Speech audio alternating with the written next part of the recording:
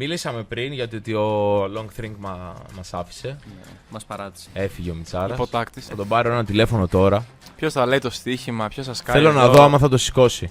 Ποιος θα σκάει εδώ με ποδοσφαιρικά ρούχα. Εδώ μπροστά σε όλους. Για να σας. δούμε. Κάνω την κλίση. 5 hours later. Κλασικά δεν το σηκώνει. Βλέπει την εκπομπή, ρε, ακούει. Άσε ρε τώρα, ρε μαλάκα. Βλέπει το νούμερό μου και δεν το σηκώνει, ρε μαλάκα. Καλησπέρα σας.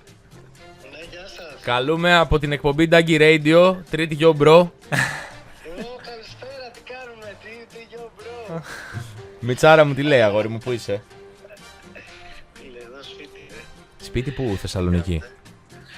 Αθήνα, ρε, γιο. Αθήνα, yo! Μαλάκα, Ρε, Αθήνα.